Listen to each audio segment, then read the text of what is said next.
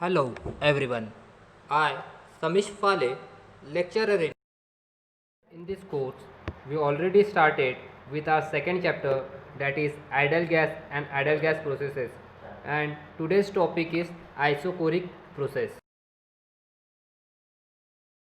Starting with today's topic, let us discuss what we have learned in the previous lecture. In the previous lecture, we have studied the numerical on constant pressure process. इसके पहले वाले video में अपन ने क्या करे थे, numerical पढ़े थे किसके ऊपर में, कांस्टेंट प्रेशर प्रोसेस के ऊपर में. क्लियर है. सेशन आउटकम मतलब आज के वीडियो से आप क्या चीज़ सीखोगे वो अपन देखते हैं. तो after watching this video the learner will be able to understand the concept of constant volume process. constant volume process क्या होता है वो चीज़ पढ़ोगे आप. उसके बाद में outline PV and TS diagram of constant volume process. एक तो कांस्टेंट वॉल्यूम प्रोसेस क्या होता है वो पढ़ोगे. उसके बाद में दूसरी चीज़ पीवी और टीएस डायग्राम देखोगे किसकी, कांस्टेंट वॉल्यूम प्रोसेस की. क्लियर है.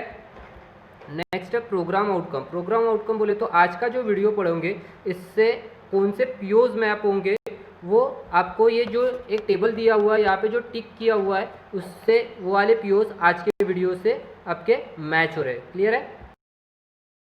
तो let's start with today's topic that is ideal gas processes. तो जैसा कि आज का अपना टॉपिक है आइसोकोरिक प्रोसेस, तो उसके पहले अपन देख लेते हैं कि कितने टाइप के आइडियल गैस प्रोसेसेस होती है. तो the different thermodynamic processes of gases में बी क्लासिफाइड एज फॉलोज. जो थर्मोडायनामिक प्रोसेसेस है गैसेस के लिए वो नीचे क्लासिफाइड किया है. जैसा सबसे पहली प्रोसेस होती है कांस्टेंट प्रेशर प्रोसेस, जिसको आइसोबारिक या आइसोपिस्टिक प्रोसेस बोला जाता है, जो कि अपन ने फर्स्ट वाला इसके पहले में जो वीडियो हुए थे दो, वीडियो नंबर 3 और वीडियो नंबर 4, उसमें अपन ने आइसोबारिक प्रोसेस क्या होता है वीडियो नंबर 3 में देखे थे और उसका न्यूमेरिकल कैसे सॉल्व करते हैं वो वीडियो नंबर 4 में देखे थे. तो नेक्स्ट जो प्रोसेस है वो है कांस्टेंट वॉल्यूम प्रोसेस, जो कि जिसका डिटेलिंग क्या होता है कांस्टेंट वॉल्यूम प्रोसेस, उसका पीवीटीएस डायग्राम कैसे बनता है, उसको डिफरेंट चीज़ें निकालने के फॉर्मूलेस क्या होता है वो आज के लेक्चर में अपन पढ़ने वाले हैं. उसके अलावा कांस्टेंट टेम्परेचर प्रोसेस एक होती है जिसको आइसोथर्मल प्रोसेस बोला जाता है. उसके अलावा एक प्रोसेस होती है एडियाबेटिक प्रोसेस जिसको आइसेंट्रोपिक प्रोसेस बोला जाता है. एक प्रोसेस होती है जिसको पॉलिंट्रोपिक प्रोसेस बोला जाता है और एक होती है थ्रॉटलिंग और रिस्ट्रिक्टिव फ्लो प्रोसेस. जैसा कि मैंने पहले भी बताया था, ये जो स्टार्टिंग की जो 5 प्रोसेसेस है ये अपनी होती है रिवर्सिबल प्रोसेस. ये होती है अपनी कौन सी, रिवर्सिबल प्रोसेस. और जो ये 6 नंबर की प्रोसेस है ये होती है अपनी इरिवर्सिबल प्रोसेस. ये कौन सी प्रोसेस होती है अपनी इरिवर्सिबल प्रोसेस. क्लियर है. तो ये डिफरेंट आइडियल गैस प्रोसेसेस है. तो चलो आज का अपना जो टॉपिक था कांस्टेंट वॉल्यूम प्रोसेस या आइसोकोरिक प्रोसेस उसको पढ़ते हैं. अपन देखते हैं कि कांस्टेंट वॉल्यूम प्रोसेस क्या होता है जिसका दूसरा नाम क्या है आइसोकोरिक प्रोसेस. तो देखते हैं अपन कांस्टेंट वॉल्यूम प्रोसेस और आइसोकोरिक प्रोसेस होता क्या है. तो यहाँ पे मैंने 2 ग्राफ बना रहा हूँ, जहाँ पे मैंने एक ग्राफ में दिख रहा है आपको वाई डायरेक्शन में प्रेशर लिया है जिसको पी से डिनोट किया है, और एक्स डायरेक्शन में वॉल्यूम लिया है जिसको मैंने वी से डिनोट किया है. तो इस वाले ग्राफ को बोला जाता है पीवी ग्राफ. इस वाले ग्राफ को बोला जाता है पीवी ग्राफ. उसके बाद में और एक ग्राफ बना रहा हूँ जिसमें वाई डायरेक्शन के ऊपर में मैंने लिया है टेम्परेचर जिसको टी से डिनोट किया मैंने, और एस डायरेक्शन के ऊपर में मैंने लिया एंट्रोपी जिसको एस से डिनोट किया है.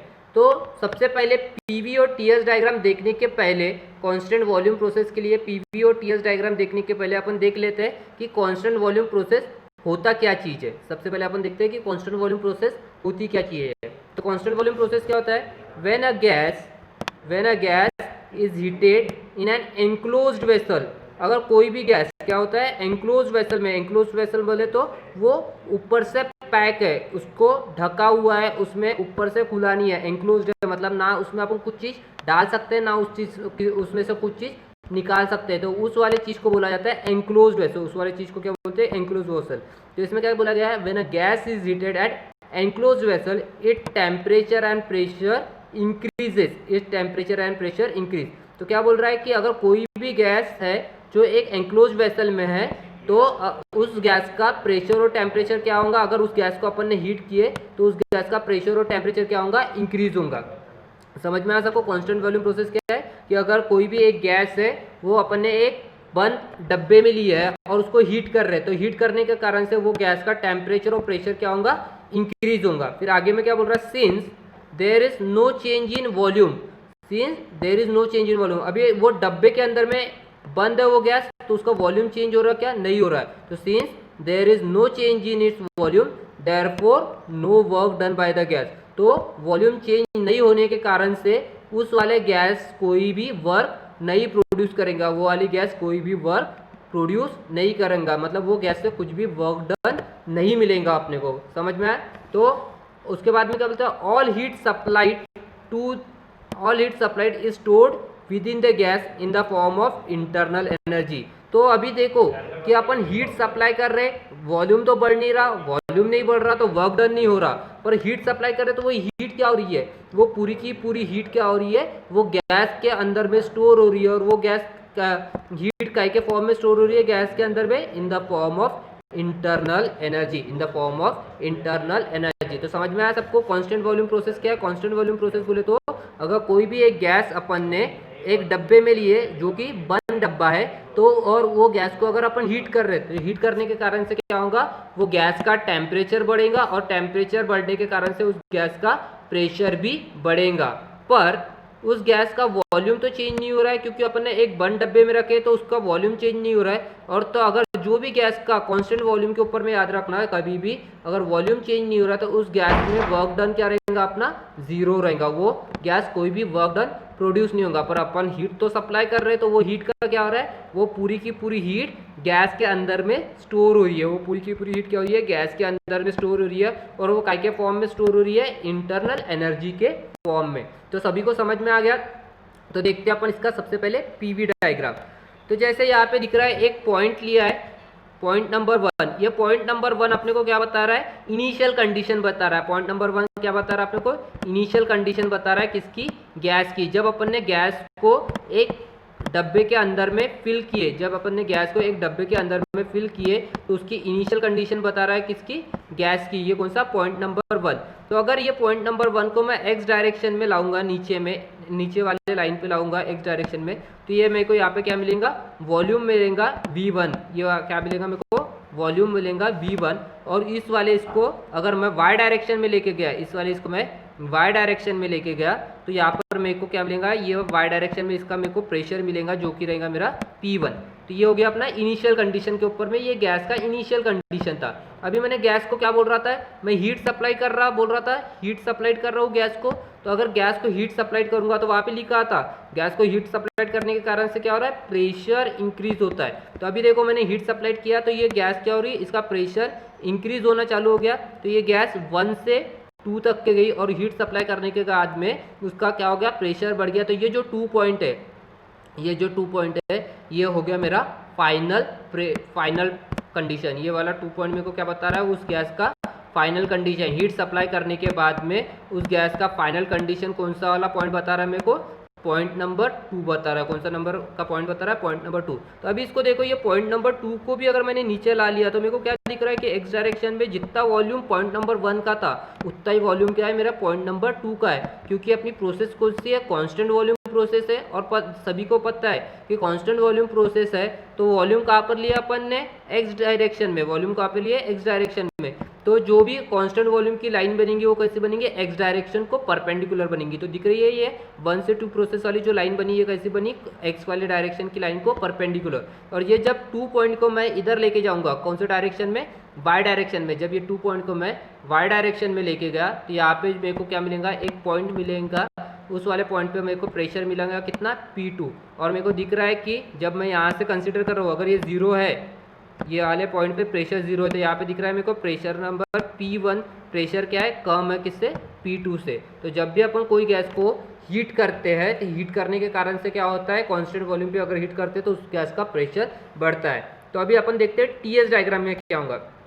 तो जैसा यहाँ पर अपन ने पहले वाला पॉइंट देखे थे जहाँ पर इनिशियल अपने को V1 और P1 मिला था, वैसे यहाँ पे उसी पॉइंट का अपने को क्या मिलेगा, टेम्परेचर मिलेगा। 1 पॉइंट अपने को क्या इनिशियल बता रहा है, इसको मैं अगर एक्स डायरेक्शन में लाऊंगा तो ये क्या देगा मेरे को, एंट्रोपी देगा, जिसको मैं S1 से डिनोट कर रहा हूँ। फिर वही वाले पॉइंट को अगर मैं वाई डायरेक्शन में लेके जाऊंगा, वही वाले पॉइंट को अगर मैं वाई डायरेक्शन में लेके जाऊंगा तो यहाँ पे को मिलेगा मेरे को एक टेम्परेचर मिलेगा, जो कि मैं डिनोट कर रहा हूँ कैसे, T1 से। मेरे को क्या मिल रहा है, एक टेम्परेचर मिल रहा है जो कि मैं डिनोट कर रहा हूँ T1 से। तो ये मेरा 1 पॉइंट क्या बता रहा है, इनिशियल। तो अभी देखो अपन ने देखे था डेफिनेशन में कि गैस एनक्लोज थी, उसको हीट कर रहे थे तो प्रेशर बढ़ रहा था, तो वो अपन ने पीवी डायग्राम में देखे।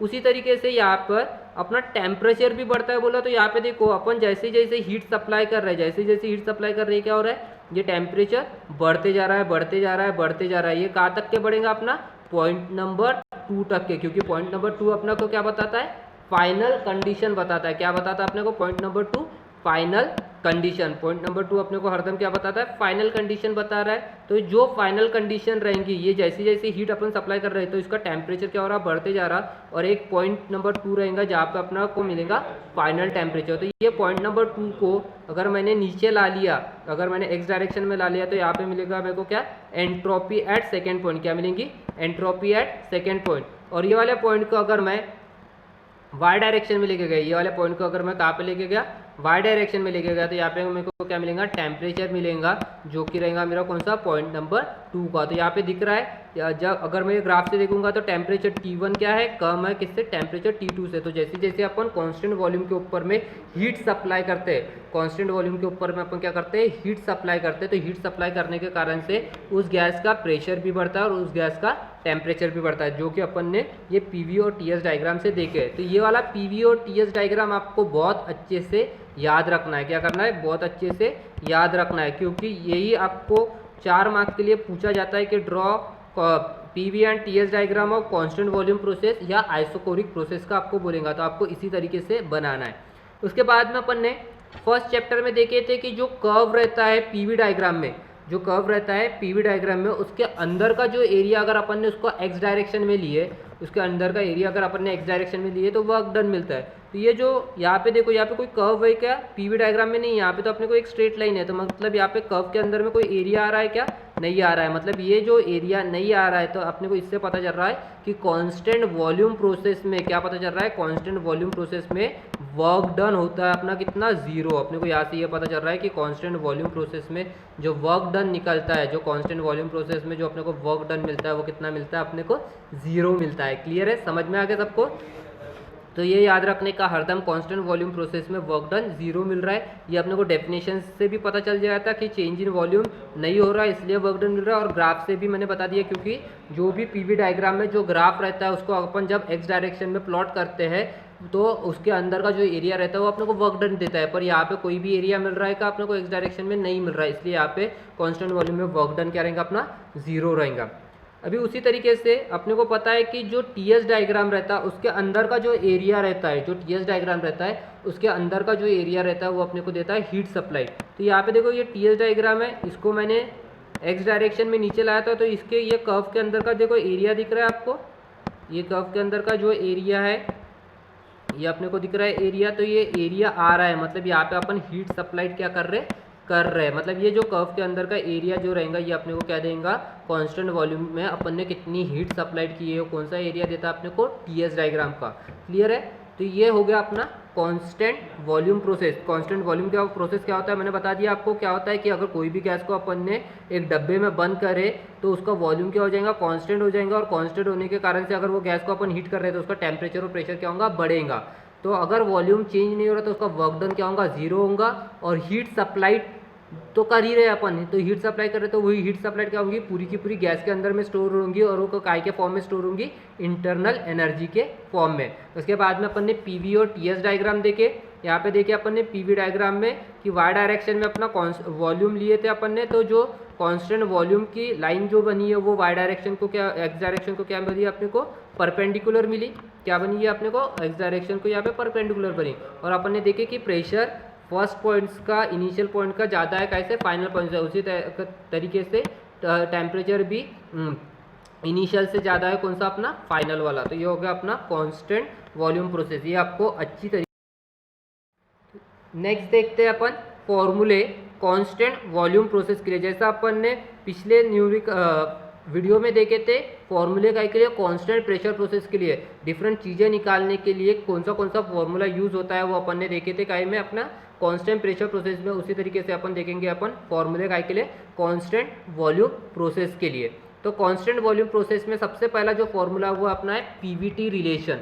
पीवीटी रिलेशन बोले तो प्रेशर, वॉल्यूम और टेम्परेचर के बीच में क्या रिलेशन है वो अपने को सबसे पहला देखना है। तो वॉल्यूम, कांस्टेंट वॉल्यूम है तो पीवीटी रिलेशन अपन दो ही अपन ने देखे ग्राफ में, कितने अपन ने प्रोसेस लिए, ये लिया था स्टेट, दो ही स्टेट लिए थे, एक इनिशियल स्टेट थी और एक फाइनल स्टेट थी।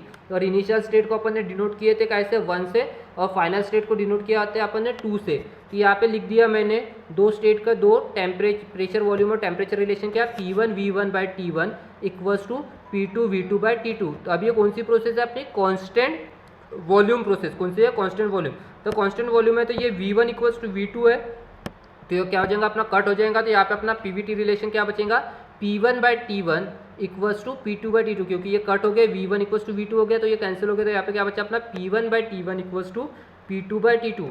तो अपन क्या करते हैं, टेम्परेचर वाले टर्म एक साइड में लाते हैं और प्रेशर वाले टर्म एक साइड में लाते हैं। तो यहाँ पे देखो ये P1 एज इट इज था, ये P2 इक्वल्स टू के इधर साइड में था न्यूमरेटर में, इक्वल्स टू के इधर साइड में लाऊंगा तो ये काय में आ जाएगा अपना डिनोमिनेटर में। तो हो गया P1 by T1 equals to, ये जो T1 है, ये जो T2 है, ये इक्वल्स टू की इधर साइड में काय में डिनोमिनेटर में, ये इधर साइड में लेके जाऊंगा तो क्या होगा T2, और ये T1 अपना एज इट इज है। क्लियर है। तो अपना पीवीटी रिलेशन क्या बना अपना कांस्टेंट वॉल्यूम प्रोसेस के लिए, P2 by P1 equals to T2 by T1। क्या बनेगा अपना पीवीटी रिलेशन, हरदम याद रखने का, कांस्टेंट वॉल्यूम प्रोसेस के लिए अपना पीवीटी रिलेशन क्या होता है, P2 by P1 equals to T2 by T1। क्या रहेगा हरदम, P2 by P1 equals to T2 by T1। ये अपने को न्यूमेरिकल में सॉल्व करने के लिए यूज होगा।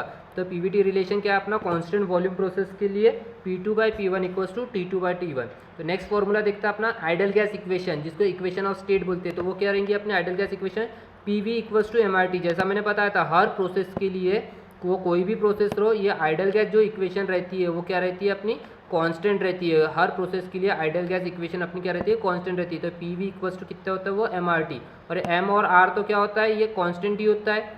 M और R क्या होता है, कांस्टेंट। तो अगर आइडियल गैस इक्वेशन अपन ने फर्स्ट स्टेट, इनिशियल स्टेट के लिए लगाए तो ये वाला फॉर्मूला क्या हो जाएगा, P1 V1 equals to MRT1। अगर मैं फाइनल कंडीशन के लिए लगाऊंगा तो ये क्या हो जाएगा, P2 V2 equals to MRT2। Clear है। तो ये आइडियल गैस इक्वेशन जो है वो अपन कोई भी स्टेट के लिए अप्लाई कर सकते हैं। क्लियर है। नेक्स्ट फॉर्मूला अपना वर्क डन का। तो वर्क डन का फॉर्मूला क्या होता है, P V2 minus V1। Work done का फॉर्मूला क्या होता है, P V2 माइनस V1। इसका डेरिवेशन है, पर अपने वाले ये कैसा आता है, P V2 माइनस V1 इसका डेरिवेशन है, पर अपने को अपने सिलेबस में डेरिवेशन नहीं है, तो सिर्फ अपने को न्यूमेरिकल सॉल्व करने के लिए फॉर्मूले याद रखना है। तो वर्क डन का फॉर्मूला क्या होता है, P V2 माइनस V1, पर ये इक्वल्स टू यहाँ पे मैंने लिखा है 0, यहाँ पे मैंने लिखा है 0। क्यों, क्योंकि अपने को पता है कि V2 इक्वल्स टू कितना है, V1, क्योंकि कांस्टेंट वॉल्यूम प्रोसेस है तो अपने को पता है V2 इक्वल्स टू क्या है, V1 है। V2 इक्वल्स टू V1 मतलब अगर V2 की वैल्यू 1 है तो V1 की भी वैल्यू कितनी है, 1 है। तो अगर यहाँ पे मैं फॉर्मूले में P1 माइनस 1 करूँगा तो यहाँ पे क्या होगा, 0, और 0 को कोई भी टर्म से मैं मल्टीप्लाई करूँगा तो क्या आ जाएगा मेरा वर्क डन 0। तो अगर आपको कभी भी पूछा गया क्वेश्चन में कि कांस्टेंट वॉल्यूम प्रोसेस के लिए वर्क डन निकालो, तो कांस्टेंट वॉल्यूम प्रोसेस के लिए वर्क डन क्या रहेगा अपना, 0 रहेगा। क्लियर है। क्यों, क्योंकि since V2 equals to V1 क्या है अपना कांस्टेंट है। क्लियर है। फिर नेक्स्ट जो चीज़ अपने को निकालना है वो है अपना formula change in internal energy. कभी कभार आपको निकालने बोलता है न्यूमेरिकल में क्या, चेंज इन इंटरनल एनर्जी। तो चेंज इन इंटरनल एनर्जी को अपन चेंज को डिनोट करते हैं स्मॉल डी से, और इंटरनल एनर्जी को अपन डिनोट करते हैं यू से। तो चेंज इन इंटरनल एनर्जी का फॉर्मूला क्या होता है अपना, DU। क्या होता है formula, DU equals to M into CV into T2 minus T1। क्या होता है चेंज इन इंटरनल एनर्जी का formula, M into CV into T2 minus T1, जिसमें M क्या होता है, मास ऑफ गैस। ये अपने को क्वेश्चन में गिवन रहेगा, या फिर अगर गिवन नहीं है तो ये अपन अज्यूम करेंगे कितना, 1। CV क्या होता है, specific heat at constant volume. CV क्या होता है, specific heat at constant volume. ये भी अपने को क्वेश्चन में गिवन रहेगा, और अगर गिवन नहीं है तो अपने को उसकी वैल्यू अज्यूम करना पड़ेगा। क्लियर है। और कितना अज्यूम करना पड़ता है ये मैंने इसके पहले वाले वीडियो में बता चुका हूँ। क्लियर है। उसके बाद में T2 क्या होता है, T2 होता है अपना temperature at final state, temperature at final condition या फाइनल स्टेट। जो भी फाइनल स्टेट का जो टेम्परेचर रहेगा उसको अपन डिनोट करेंगे कैसे, T2 से। और T1 क्या है अपना, टेम्परेचर एट इनिशियल स्टेट। तो T1 क्या अपना, टेम्परेचर एट इनिशियल स्टेट। जैसा कि मैंने कांस्टेंट प्रेशर प्रोसेस में बताया था कि चेंज इन इंटरनल एनर्जी का फॉर्मूला हरदम सेम होता है। तो अगर आप देखोगे कांस्टेंट प्रोसेस में भी चेंज इन इंटरनल एनर्जी का फॉर्मूला यही था क्या, MCV T2 माइनस T1। और अपना कांस्टेंट प्रेशर वॉल्यूम प्रोसेस में भी चेंज इन इंटरनल एनर्जी का फॉर्मूला क्या है, सेम है, क्या है, mCV into T2 minus T1। Clear है।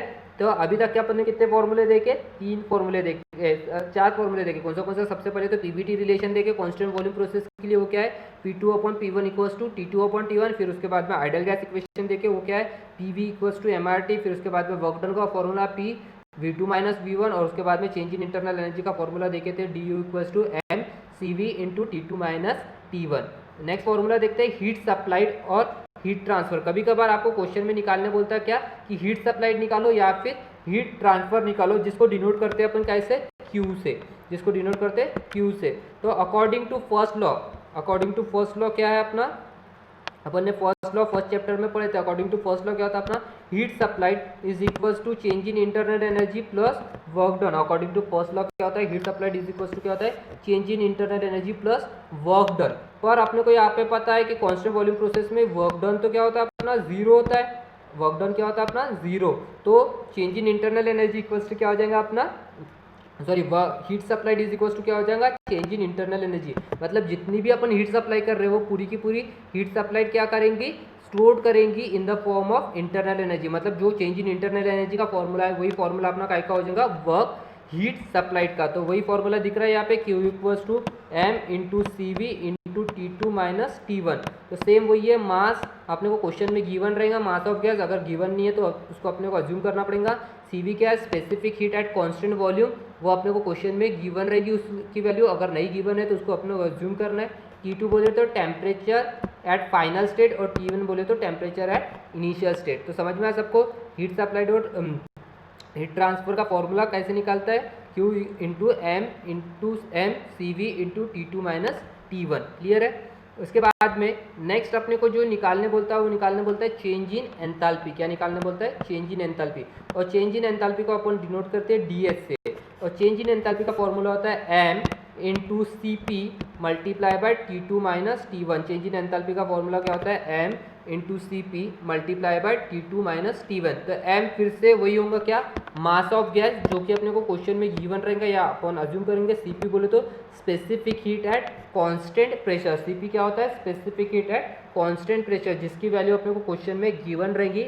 और गिवन नहीं है तो अपने को क्या करना पड़ेगा, उसको अज्यूम करना पड़ेगा। उसके बाद में नेक्स्ट T2 क्या अपना टेम्परेचर, कौन सा वाला, फाइनल स्टेट का टेम्परेचर। T2 क्या अपना फाइनल स्टेट का टेम्परेचर, और T1 क्या अपना इनिशियल स्टेट का टेम्परेचर। T1 क्या अपना टेम्परेचर ऑफ इनिशियल स्टेट, और T2 अपना टेम्परेचर ऑफ फाइनल स्टेट। और जैसा कि मैंने पहले कांस्टेंट प्रेशर प्रोसेस में भी बताया था कि चेंज इन एंथैल्पी का फॉर्मूला सभी प्रोसेस के लिए सेम रहता है। तो वहाँ पे भी चेंज इन एंथैल्पी का फॉर्मूला क्या था अपना, mCp T2 माइनस T1। यहाँ पे भी अपना चेंज इन एंथैल्पी का फॉर्मूला क्या है, mCp T2 minus T1। Clear है, समझ में आ गया। उसके बाद में नेक्स्ट चीज़ अपने को निकालने बोलता है चेंज इन एंट्रोपी। क्या निकालने बोलता है, कभी कभार न्यूमेरिकल में निकालने बोलता है चेंज इन एंट्रोपी। तो चेंज इन एंट्रोपी कैसे, चेंज इन एंट्रोपी को डिनोट करते हैं अपन DS से, D फॉर चेंज और S for entropy. Change in entropy को अपन निकाला जाता है कैसे, DS, उसको बोला जाता है DS चेंज इन एंट्रोपी। और चेंज इन एंट्रोपी निकालने का फॉर्मूला होता है DS equals to M into CP multiply by log of e P2 upon P1। Change in entropy का formula for constant volume process क्या होता है, M into CP multiply by log of e P2 upon P1, where M क्या है, mass of gas, जो कि अपने को क्वेश्चन में गिवन रहेगा। CP क्या है, specific heat at constant pressure, वो भी अपने को क्वेश्चन में गिवन रहेगा। अगर नहीं गिवन है तो अपने को अज्यूम करना पड़ेगा लॉग ऑफ ई, ये तो डायरेक्टली कैल्सी में आता है लॉग, और P2 अपॉन P1। तो अपन ने देखे पीवीटी रिलेशन में P2 upon P1 is equals to होता है T2 upon T1। P2 upon P1 is equals to क्या होता है अपना T2 अपॉन T1। तो यहाँ पे ये जो P2 अपॉन P1 है, यहाँ पे P2 अपॉन P1 है, उसके जगह पे अपन क्या T2 अपॉन T1 भी यूज़ कर सकते हैं किसमें, चेंज इन एंट्रोपी में। तो चेंज इन एंट्रोपी का और एक फॉर्मूला क्या होगा, M into CP multiply by log of E T2 upon T1। तो चेंज इन एंट्रोपी का और एक फॉर्मूला क्या होगा, M into CP multiply by log of E into T2 upon T1। अगर अपने को क्वेश्चन में कभी दोनों प्रेशर दिए हुए तो चेंज इन एंट्रोपी निकालने के लिए अपन क्या यूज़ करेंगे, फॉर्मूला P2 अपॉन P1। अगर क्वेश्चन में अगर अपने को कभी टेम्परेचर दिए दोनों, तो अपन चेंज इन एंट्रोपी निकालने के लिए कौन सा फॉर्मूला यूज़ करेंगे, T2 अपॉन T1। क्लियर है। Let us summarized what we have learn in the today's lecture. आज के लेक्चर में अपने क्या क्या पढ़े वो एक बार रिवाइज कर लेते हैं। सबसे पहले अपन ने पढ़े PV and TS diagram of constant volume process. उसके बाद में formula to find work done, heat transfer, change in internal energy, change in enthalpy and change in entropy. Change in internal energy, change in entropy, change in enthalpy, work done, heat transfer निकालने का अपन ने क्या पढ़े, formulas पढ़े। Unit outcome achieved, आज का video से अपना जो यूनिट है का कौन सा आउटकम अचीव्ड हो रहा वो देखते हैं अपन। कौन सा आउटकम अचीव हो रहा, calculate different energy changes during ideal gas processes for given situation. ये वाला आज अपना वाला यूनिट आउटकम अचीव्ड हो रहा है। प्रोग्राम आउटकम, ये कुछ जो प्रोग्राम आउटकम्स है स्टैंडर्ड, आज के वीडियो से जो आप पर टिक किया हुआ है वो प्रोग्राम आउटकम्स अचीव्ड हो रहे हैं। क्लियर है। फ्रीक्वेंटली आज क्वेश्चन इन एमएसबीटी, ये कुछ क्वेश्चन है जो फ्रीक्वेंटली एमएसबीटी में पूछे जाते हैं। जैसा पहला क्वेश्चन है, represent constant volume process on PV and TS diagram. आपको क्वेश्चन पूछा जाएगा कि पीवी और टीएस डायग्राम ड्रॉ करो, किसका, कांस्टेंट वॉल्यूम प्रोसेस का, या फिर कभी बोला जाएगा आइसोकोरिक प्रोसेस का। आपको पीवी और टीएस डायग्राम ड्रॉ करने के लिए बोलता है। कभी बोलता है कि write down the formula for work done, change in internal energy, heat supplied, change in enthalpy and change in entropy for constant volume process. Constant volume process के लिए ये वर्क डन का, चेंज इन इंटरनल एनर्जी का, heat supplied का, change in enthalpy का और change in entropy का formula लिखने बोलता है। ये एमएसबीटी में मैक्सिमम टाइम्स ये क्वेश्चन पूछे जाते हैं। तो नेक्स्ट वीडियो में अपन पढ़ने वाले हैं क्या, numerical on constant volume process, या उसी को बोला जाता है आइसोकोरिक प्रोसेस। जो आज के वीडियो में अपन ने फॉर्मूलेस पढ़े और जो अपन ने कांस्टेंट वॉल्यूम प्रोसेस क्या होता है वो पढ़े, इसी के बेसिस के ऊपर में अपन अगले वाली वीडियो में कांस्टेंट वॉल्यूम प्रोसेस के ऊपर में क्या करेंगे, न्यूमेरिकल सॉल्व करेंगे। क्लियर है सबको। तो थैंक यू एवरीवन। अगर आपको आज के वीडियो के रिलेटेड कुछ भी डाउट है, किसी को भी कुछ समझ में नहीं आया, तो आप मुझे मेरे वाले कॉन्टैक्ट नंबर पर कॉन्टैक्ट करिए। So thank you once again and happy learning.